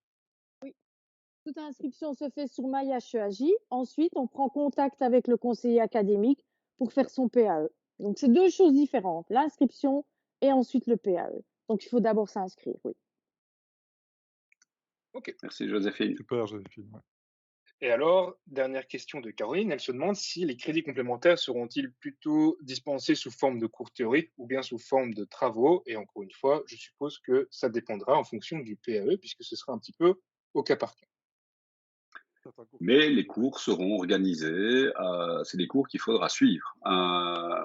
Donc ici, l'avantage, c'est que les premières années, comme la B2 et la B3 n'existent pas, on va pouvoir essayer de travailler au niveau de l'horaire pour qu'il n'y ait pas de juxtaposition par rapport à ça. Maintenant, les cours de B1 vont être programmés et donc il y aura des cours de B1 à récupérer et vous êtes simplement, vous êtes intégré à la classe de B1. Ceux qui ont des crédits complémentaires doivent aller suivre les cours avec leurs homologues de B1, tout simplement. Donc il y aura des étudiants de B1. La grosse chance, c'est qu'on va avoir plusieurs groupes normalement. Et donc vous aurez aussi peut-être en fonction de l'horaire, la possibilité de vous intégrer dans un groupe ou dans un autre pour de nouveau éviter ces juxtapositions. Mais c'est suivre et participer au cours, ou en tout cas s'intégrer dans le cours tel qu'il a été conçu pour les années de bac. D'accord, merci beaucoup. Avec plaisir. Alors, pour la question suivante, on a Ashraf qui se demande, au niveau des échanges avec le NAD, si ça se déroule plutôt vers le M1 ou bien vers le M2. Alors, je dis le NAD, mais ça peut être le NAD ou autre école. Je précise dans son message. Alors, pour les échanges internationaux, alors à terme, ça sera en M1. et on vous en parlera maintenant. Je pense qu'il est encore un peu trop tôt par rapport à la mise en place de tout ce projet-là. Mais à terme, ça sera dans le cadre de la M1. Et donc, ceux qui voudront partir en NAD, ils pourront le faire dans le cadre de la M1. Jusqu'alors, on va voir un petit peu comment c'est possible. Et donc là, on va être très, très souple, comme disait FX tout à l'heure. Ceux qui souhaitent, on va construire le projet avec eux. On va voir comment pouvoir aménager leur horaire, etc. Il y a une grosse demande du NAD pour vous avoir. Donc on s'entend super bien avec eux. On souhaite déjà pouvoir mettre en place justement cette double diplomation et ces échanges dès l'année prochaine. Donc, on va voir un petit peu comment ça se passe. On a les relations internationales qui vont pouvoir nous aiguiller aussi par rapport à ça. Ça va vraiment être au cas par cas. Et comme Madame Sacré me le faisait justement remarquer aussi, dans tous les échanges de mobilité, etc., pas oublier que vous avez aussi accès à tous les programmes Erasmus qui vont aussi vous permettre de pouvoir aller voir un peu ce qui se passe en France, etc., à l'étranger. Enfin, quand je dis en France, mais ça peut être partout en Europe. Mais voilà. Mais donc ça, la dimension internationale, on a une grosse réunion qui est prévue justement avec la cellule au mois d'août pour dresser un petit peu et baliser un petit peu tout le champ des possibles. Un système de bourse. Avec des bourses, bien évidemment, qui vont être assorties, associées par rapport à ça. Mais à terme, le NAD, il va y avoir un truc vraiment spécifique qui va se mettre en place avec le NAD. Et à terme, ça sera en Master 1. Et là, vous aurez, on peut lever le voile parce que de toute façon, c'est déjà quasi acté c'est déjà quasi acté et c'est un système similaire à ce qui est mis en place au niveau du master en transmédia. C'est-à-dire que vous allez pouvoir avoir accès à la double diplomation. Et donc, c'est-à-dire que vous allez pouvoir aller faire un quadri complet, donc suivre 30 crédits directement là-haut. Vous allez pouvoir aller suivre le DESS en design de jeux vidéo narratifs. Et ce qui va surtout vous permettre d'avoir les 2 diplômes. Donc non seulement vous allez avoir le diplôme de la HEAJ, mais en plus vous allez avoir le diplôme québécois. Diplôme québécois sans faire d'année en plus. Et qui va vous donner accès à un permis de travail d'1 an et demi, si mes souvenirs sont justes. Madame Sacré qui est là pourra peut-être éventuellement nuancer par rapport à ça. Mais voilà. La seule contrainte par rapport à ça, c'est que malheureusement, vous allez devoir payer les 2 inscriptions, la nôtre et la leur. Mais par contre, vous n'allez pas devoir vous taper 90 crédits. Les 30 crédits que vous allez aller suivre là-haut seront assimilés à 30 crédits que vous auriez pu suivre ici. Mais vous aurez à avoir 2 diplômes. Il y a une limite de place ou non, mais c'est sur candidature. Donc, une fois que ça sera mis en place, déjà, il y a un dossier de candidature à envoyer. Donc, et il y a un process de recrutement. Donc, il n'accepte pas tout le monde. Mais a priori, non, il n'y a pas de limite de place. C'est sur dossier. C'est sur dossier. Ok. Et parce que moi, je vais en 3e et je compte faire le master. Donc, si en 3e, je sais qu'en Q2, j'ai envie de le faire, est-ce que je peux déjà envoyer ma candidature ou je dois vraiment attendre d'être en master 1? Non. Si tu rentres en 3e et que tu sais que tu vas devoir le faire, etc., il faut que tu prennes contact avec nous dès l'année prochaine parce que le dossier qui devrait être pour pouvoir y aller en 23-24 doit être rentré pour le 31 mars 2023, si mes souvenirs sont justes. Donc, il faut que à la rentrée, tu prends contact avec nous. Ok, super. Ça va. Merci beaucoup. Et on voit. Maintenant, ça va être chaud. Hein. Si tu rentres en 3e dans le bac pro, ça veut dire que tu vas avoir 30 crédits en plus. Il va falloir que ça reste réalisable aussi dans ton planning. Quoi, hein. C'est un beau projet, mais c'est un beau planning. Hein. Non, mais c'est pour rentrer quand il a fini le bac pro. Hein. Oui, c'est ça. Ok. Oui, ça devrait être jouable. Alors, on avait Caroline qui se demandait, justement, en parlant de nombre de places limitées, si on avait limité le nombre de places dans le master, et si oui, sur quels critères, se déroulent les admissions. Alors, le nombre de places dans le master n'est pas du tout limité. Donc voilà, comme ça simplifie la réponse. C'est open bar. On ne peut pas refuser les étudiants. On aimerait bien, mais on ne peut pas. C'est pas vrai. Non, méchant, va. C'est pas vrai. Alors, il y a Nosas qui apporte une petite précision sur sa question tout à l'heure et qui, en fait, voulait savoir s'il fallait avoir le bachelier pro pour commencer le master en bachelier transition 1. Donc, je suppose que non. Non. C'est 2 filières différentes. C'est 2 filières différentes, donc. Ok. Alors, on a Théa qui se demande, justement, puisqu'on parlait tout à l'heure de cas par cas pour les passerelles, elle dit qu'elle vient de terminer son bachelier en animation 3D. Et est-ce qu'il est possible, du coup, d'avoir, comme on a fait pour les VFX dans les slides, des détails sur les crédits qu'ils devront réaliser pour avoir accès au master? Sous peu. Pour l'instant, il faut rentrer, faut envoyer un petit mail à question@heaj.be. Et comme on se doute bien que de toute façon, le programme des étudiants qui viennent d'Anime 3D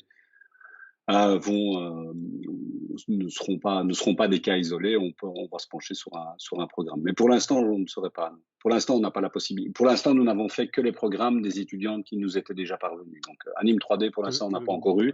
Et donc, il faut qu'on se penche dessus. Voilà, tout simplement. Mais à mon avis, ça va être relativement proche de VFX. Oui, c'est parce que j'avais peur si la différence était assez grande ou pas par rapport au JV et les animes 3D. Non, on fait ça en ça sera, voilà, on se réunit entre nous et en fonction de, on fait vraiment, on fait pas pour, on cherche pas à mettre des crédits pour mettre des crédits, on cherche à ce que vous soyez à l'aise une fois que vous soyez dans le master et que vous ayez tous les prérequis nécessaires pour pas que ça vous handicape. Donc voilà, mais a priori, non, ça va être fort similaire à VFX. De toute façon, c'est de 30 à 45, hein, donc ça n'ira jamais beaucoup plus haut que les 35. Ou à la limite, ça sera peut-être un peu différent, mais en termes de volume, ça sera similaire. Ok, merci beaucoup.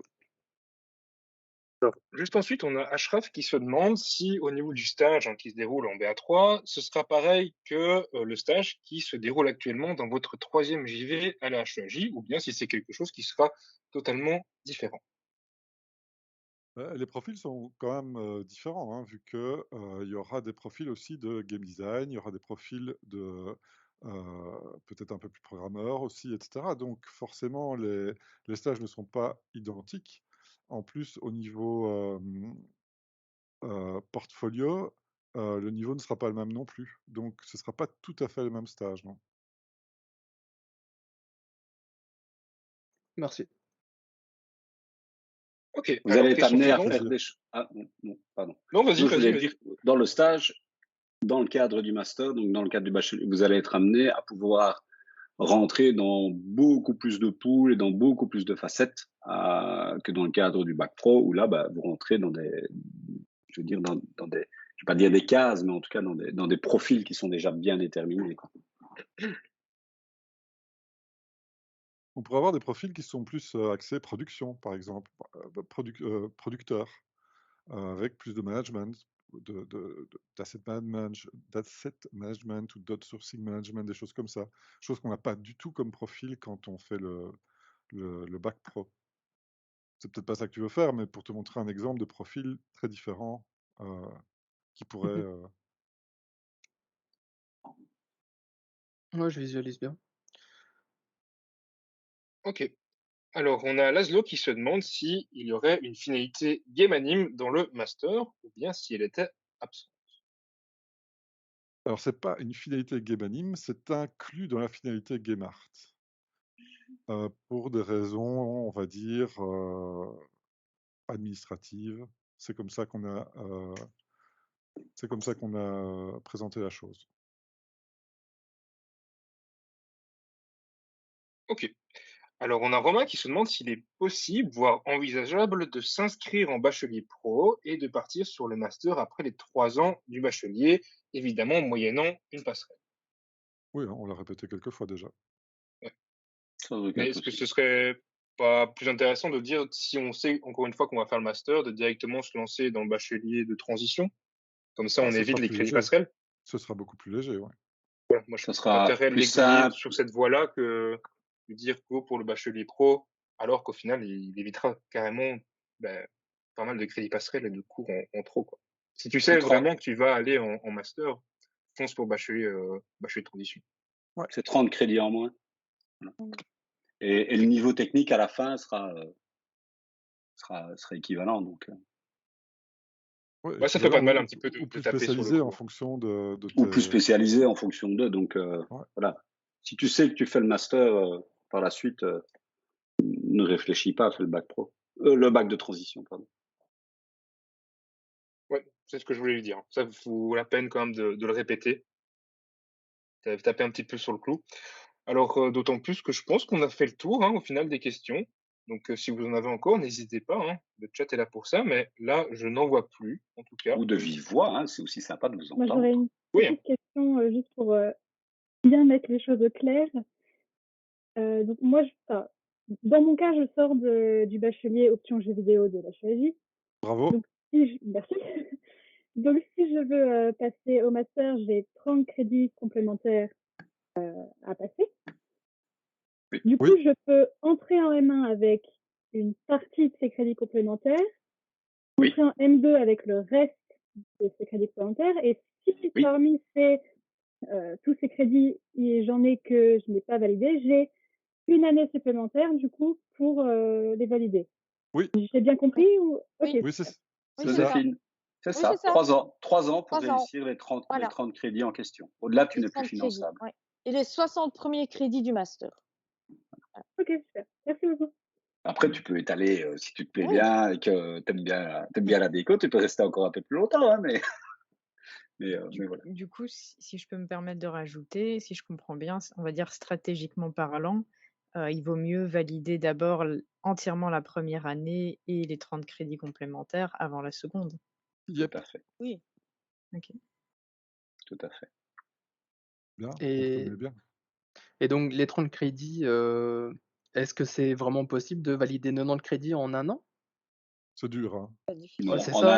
un an, franchement, on vous le conseille pas du tout. On ne va jamais pousser quelqu'un dans cette voie-là. 30 crédits, c'est monstrueux. C'est un an et demi en un an. Franchement, ça va être compliqué. Ok, ouais. N'hésitez C'est un peu pas à tirer étaler. une balle dans le pied, ouais. Et Comment on donc, peut ça veut se dire permettre que... d'étaler? Enfin, pardon, je coupe. Non, mais oui, mais donc, ça veut dire que si je compte faire le NAD ou voyager quelque part, bah, les 30 crédits complémentaires, je peux les laisser pour après. Oui. 3 ans. 3 ans, ouais. Ça va, merci. Désolé, Théa. Pas de souci. Bah, c'était plus ou moins la même question. Donc, moi, par exemple, si je veux faire d'abord mes 30 crédits, je peux commencer juste cette année par ça. Donc, il n'y a pas de souci. C'est l'organisation, c'est comme on veut, quoi. Oui. Ok. Tout à fait.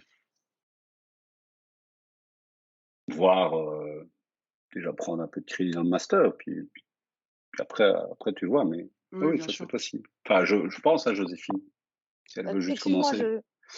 Si Théa veut juste prendre uniquement les crédits de passerelle de mise à niveau, il n'y a rien qui lui en empêche. Elle s'inscrit en M1 et puis elle prend juste ces crédits-là. Elle pourrait prend ces éventuellement crédits-là, elle doit quand même en prendre un petit peu plus pour en être prendre un peu plus, finançable, hein, mais un pour peu être plus. Mais finançable, elle n'est pas obligée, voilà. t'es pas obligé de les réussir Non. du premier coup non plus. Hein. Tu peux te Donc, faire une année un peu plus light oui. et éliminer ces crédits-là de ton scope. Quoi. De toute façon, tout programme va se faire en discussion avec Marie et Marie Gouvars et Mathieu. Hein, donc, Tout à fait, oui. Et nous. Et ça va vraiment être au cas par cas. Et vous, ouais. Ouais. Ça va être au cas par cas. Et aussi, du coup, j'imagine que l'inverse sera possible, c'est-à-dire de prendre 95 crédits la première année en étant certain qu'on va en rater. Oui. Ça va, pas de souci, merci. Madame Sacré veut intervenir. Excusez-moi, j'ai un très mauvais réseau. J'ai des enfants qui jouent à des jeux vidéo pendant qu'on. C'est vilain! C'est vilain. Il vaut mieux faire un PAE à 60 crédits aussi, je pense, comme le dit Joséphine, parce que tu risques rien à mettre ton PAE à 60. Oui. Tu n'as pas un nombre de chances pour passer les examens. Et je ne sais pas ce que ça peut coûter au niveau Minerval, mais autant qu'à faire, enfin, me semble-t-il, autant le remplir pour des frais d'inscription qui risquent d'être similaires. Que ce soit 60 ou 35 crédits, c'est le même montant. Donc, c'est ça. T'as rien à perdre, t'as tout à gagner. Rien ça à te permettra éventuellement d'avoir allé jeter un petit œil sur les cours, sur les ressources, etc. Et puis de dire, ah bah tiens, tout compte fait, je vais le tenter, c'est sympa. Et puis, ou te donner le temps, tout simplement, te dire, je viens déjà écouter, puis non, je passerai l'année prochaine. Donc, voilà, il y a pas, je veux dire, il n'y a pas non plus de conseil à être trop restrictif, autant se faire une année normale, quoi. Il ne faut pas oublier, c'est vrai qu'on ne l'a pas dit, mais pour réussir la deuxième année du master, il y a encore 2 ans supplémentaires. Donc, c'est quand même pas mal pour réussir les 120 crédits du master, plus les crédits complémentaires. Hein. Il y a pas mal d'années. Hein. Imaginons un étudiant qui aurait 60 crédits complémentaires, mais ça lui fait 6 ans pour réussir les 180 crédits. Et Si on ça calcule prend bien. en compte si on a raté une année en bac. Non, on parle du master là. Hein. Donc, ouais, ça se remet à 0. Ouais. Ok. Une fois que tu as validé tes 180 crédits de bac, on efface Oui. Mon on ardoise. efface ton casier judiciaire. Oui, c'est ça. Et petite question par rapport, parce que là, je suis en game anime, et si je fais un master, est-ce qu'à la fin du master, je me considère toujours comme un game anime ou c'est différent? Parce que le master 2, je le visualise pas encore. Par rapport à ça, est-ce que j'aurai toujours des cours d'animation, donc je serai un animateur, ou ce sera plus général, production, game C'est toi qui design, vas etc. choisir, en fait. C'est toi qui vas choisir. Ok. D'accord? Ta recherche, ton pré-mémoire et ton implication dans le mémoire, c'est toi qui l'as choisi. Si tu veux faire de l'anime pendant tout ce temps-là, tu feras que de l'anime. Ok. Et nous, Et on te donc, mettra les ressources nécessaires à disposition, profs, etc., Et pour donc, t'encadrer dans cette voie-là. voilà, et donc, défis, et c'est ce qui était par rapport à la mocap, donc dans quelques années, ce sera disponible. Donc si j'ai envie de me spécialiser dans l'animation de mocap, ce sera possible. bah, écoute, on va tout faire pour que ce le soit. On va tout faire, ouais. On peut pas te garantir que tout l'accès à la mocap sera garanti ici au mois de septembre. Il faut que on Non, moi parle j'ai encore 3 ans, je pense, pour la Oh M2. oui. Là, D'ici là, je rentre en 3e, donc il y a le temps, ça va. Mmh. d'ici Mais là, merci. on aura racheté Drumwall, etc. Donc, no stress. Moi, je vais devoir vous laisser. Merci. Bonne journée. Merci, Monsieur Ménard, Merci pour beaucoup. votre Merci, bonne éclairage. journée. Au revoir tout le monde. Merci beaucoup. Au revoir. À Au revoir. très Merci. bientôt. Ciao. Est-ce qu'il y a encore d'autres questions? Parce que je pense qu'on a épuisé toutes celles qui étaient sur le chat. Mhm. Des questions, des réflexions, des souhaits Mais Bah, vous avez, désolé, c'est encore moi. Vous avez parlé de doctorat. Est-ce Oui. que c'est encore lié à l'HEAJ ou c'est vraiment quelque chose Alors, à part? les doctorats, justement, c'est pour ça qu'on a on va avoir des liens avec des institutions universitaires. Non, les doctorats. Et alors là, en fonction de la thématique de votre doctorat, ça sera plutôt vers l'UCL ou vers la HEAJ restera partenaire, tout comme les deux autres institutions. Mais ça se fera aussi en partenariat avec les institutions universitaires. Ok. Parce que voilà, dans le cadre d'un doctorat, il faut promoteur qui soit docteur avéré, etc. Il faut un comité de thèse, etc. Donc voilà, donc c'est des équipes interdisciplinaires issues de plusieurs établissements. Donc c'est pour ça qu'aussi nous allions avec des unifs pour faciliter ça et surtout vous proposer des parcours de thèse qui soient adaptés à vos besoins, à vos envies, à vos souhaits et qui vous permettent de réaliser des thèses intéressantes. Donc voilà. Ok, merci. Mais la HEAJ sera toujours impliquée dedans.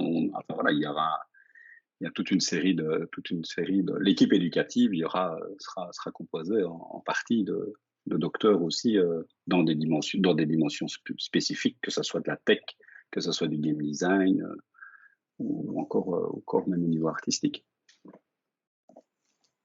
J'ai une petite question à propos de l'école Condorcet. Par curiosité, qu'est-ce qu'elle fait en fait comme quand vous dites qu'elle est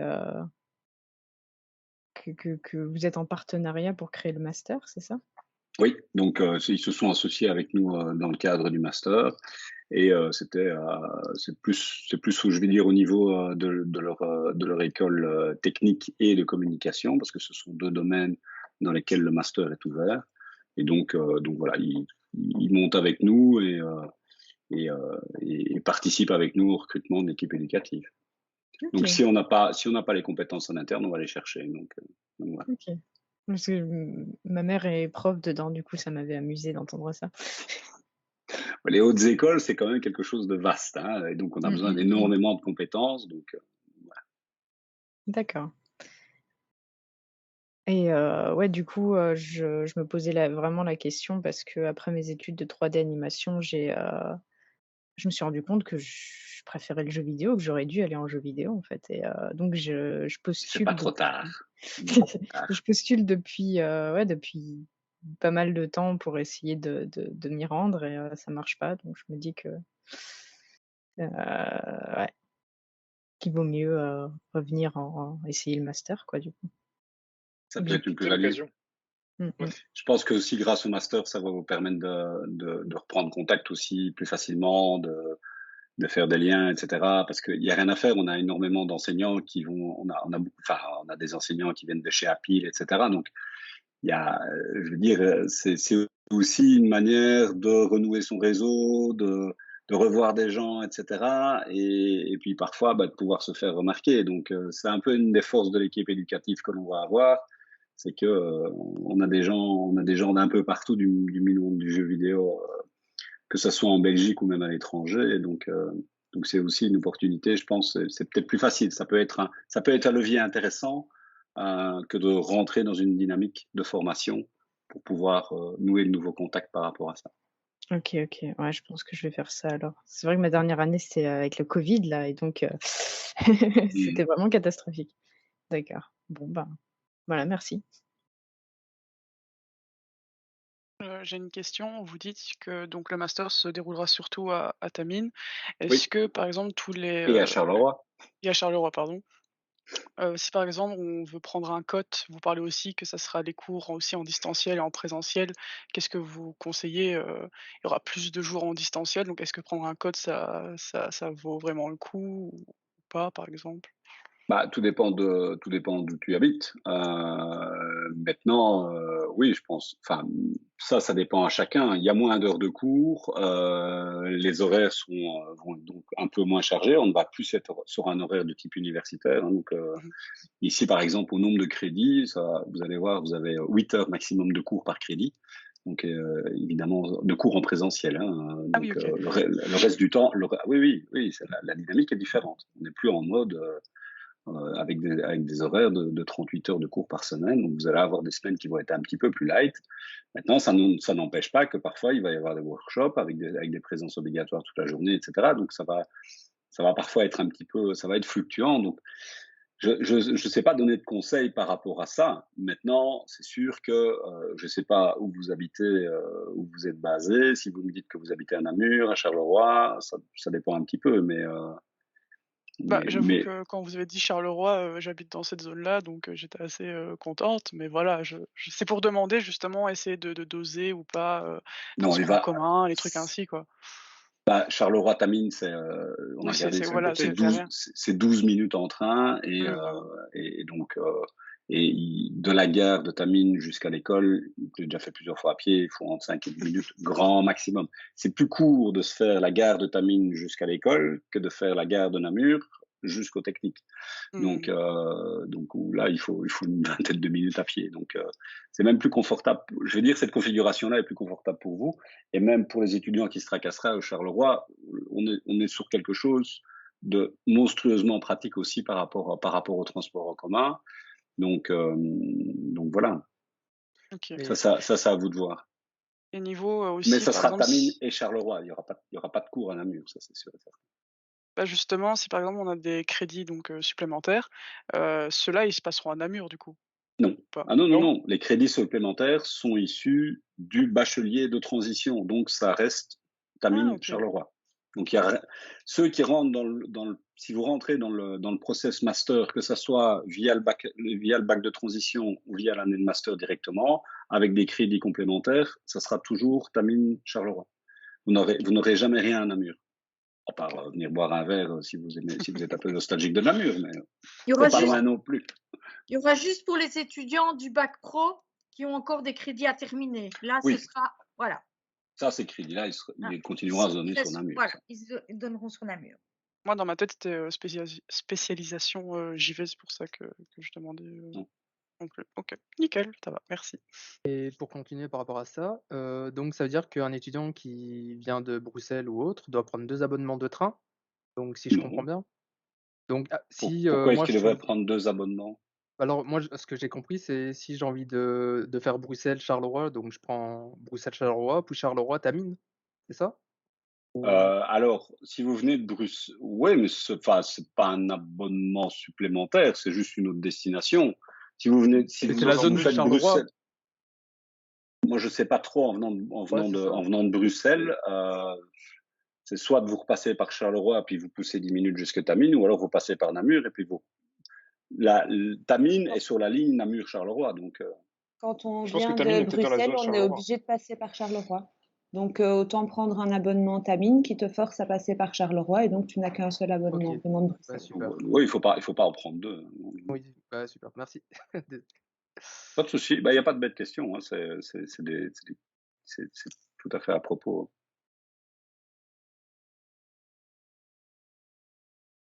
Rien d'autre? Pas pour moi. Eh ben voilà. Merci à tous. Comme je vous l'ai annoncé tout à l'heure, donc je vais arrêter l'enregistrement. Voilà.